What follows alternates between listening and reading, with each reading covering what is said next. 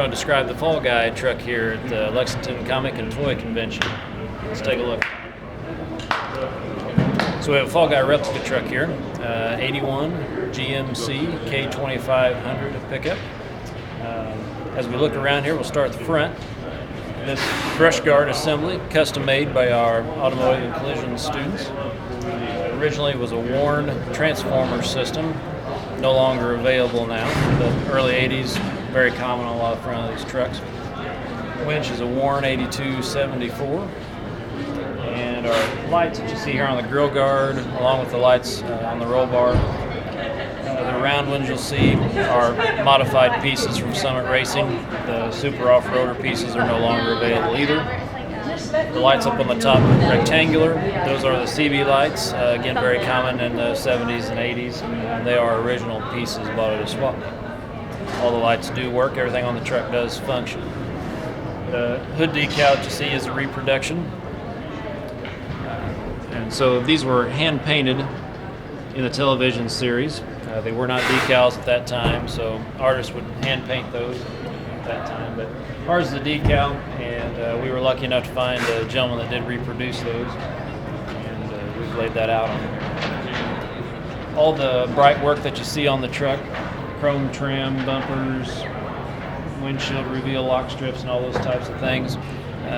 We were working through the LMC truck, and they were very generous to us to donate almost all that trim weather strip and bright work on the truck.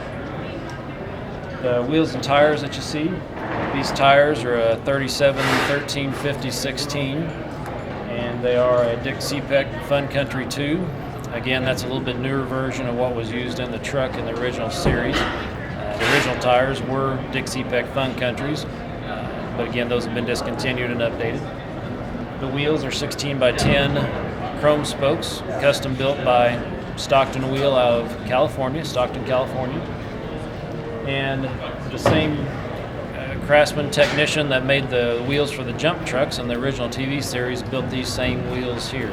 So whenever I called Stockton Wheel, they were able to fix me up. They still had all the specs for those same wheels used back in the early 80s for the jump trucks, which is pretty neat. The truck sits on 6-inch rough country springs all around, no blocks.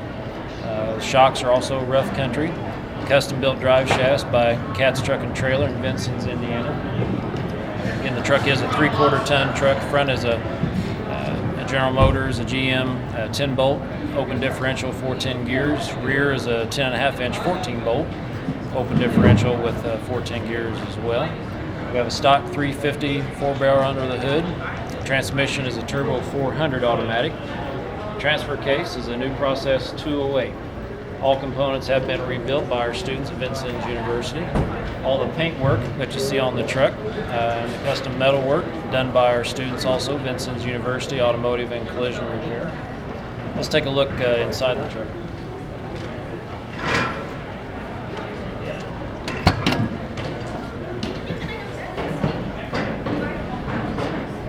So the interior of the truck was put together as stock as we could put it. Again, students did all the repairs in there other than the seat. The seat was reupholstered by Rice's Trim and Upholstery in Washington, Indiana. Notice there is a period correct Cobra CB in there. We have the whip antenna to go with it, and again it is fully functioning. We did use a custom auto sound stereo in there, so it does look period correct, but it has all the modern features, you know, the radio a person would actually want to use, and USB input, those types of things. Truck's air conditioned, horsepower steering, power brakes, these types of things. On the side here, the fender emblems and the grille emblems are custom made by our machine trades program, Vincennes University. So the emblems here on the fenders, these emblems were 1 year only. So Sierra Grande trim package was offered up until 1981, and after 81, these trim pieces were discontinued. That label was no longer available. So it's a 1 year only emblem, very difficult to find. So they were reproduced from some other pieces that we have. If you look here at the bed,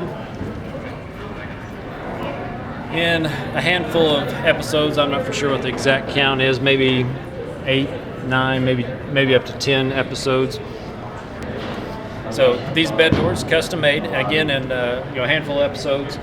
Lee Majors, Colt Sievers would use this access door to pull tools and maybe put a bad guy in or whatever. So we've custom made these doors.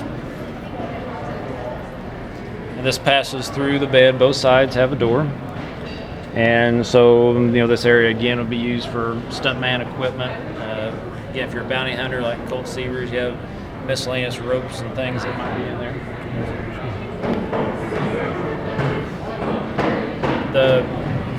The geometry and whatnot of the door is very complicated. We did end up buying suicide door hinges. So if you've seen an old hot rod or something around that use suicide doors, the hinge work there is the same as you'd find on a suicide door on a hot rod. Notice that the fuel door does open with that access door, so that door does open in order to fuel the truck both sides. It is a dual tank truck. On the back of the truck,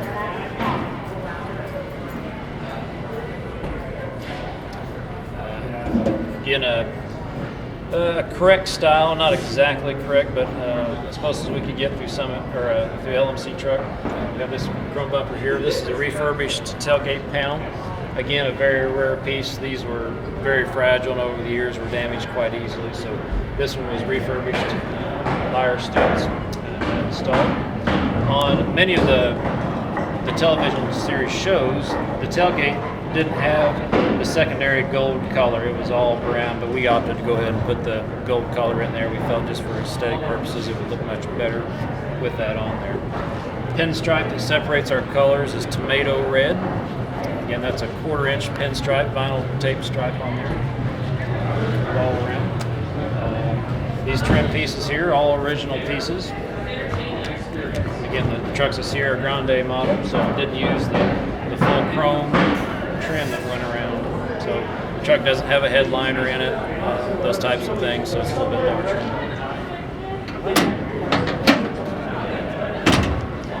The inside of the bed has a spray-on bed liner. This is a Sim product, Sim Protex. Again, our students prepped the bed and sprayed this. We did end up with an extra tire assembly. Mickey Thompson owns Dixie Peck Tires now, and they cut us a deal and they threw in an extra tire when we bought, because these were the last 5 of this size available in inventory at the time. So we built a spare mount in the bed. So that's not exactly original to the television show, but we opted to put that in there since we had the extra tire. And you'll see the roll bar up there. It's a Grizzly brand roll bar. It is a polished stainless piece. It's not chrome, polished stainless. And that particular piece obviously is modified, so as we look around, you'll see that the roll bar does not pass through the bed box. It sits on top of the bed box. So it was cut, welded, threaded, and so it attaches just to the top of the bed box. The hoop steps here, again, not exactly original. In the original series, likely probably a Vic Hickey style hoop step.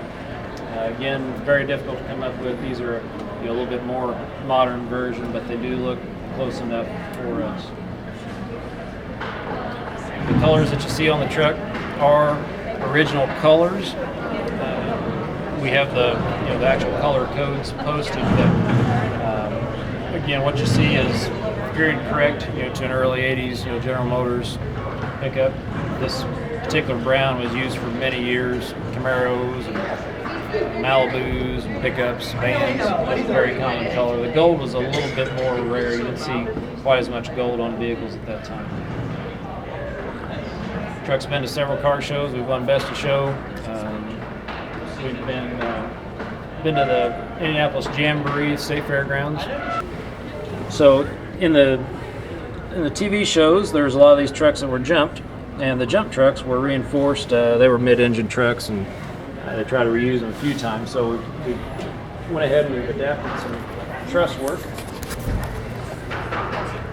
to the axles.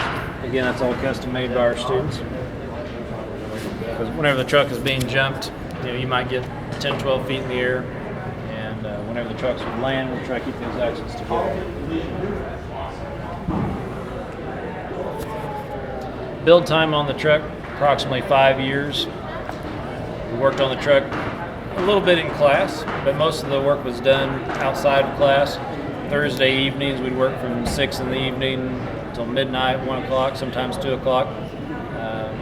So our work time was kind of fragmented. That's why it took so long. But again, gave students something to do outside of class, kept them busy on some of those Thursday evenings. Made a lot of friendships along the way, and the students got to learn how to put a vehicle together from the ground up. We would definitely call this a nut and bolt restoration. Everything on the truck has been apart, refurbished, repaired, and repainted to like new.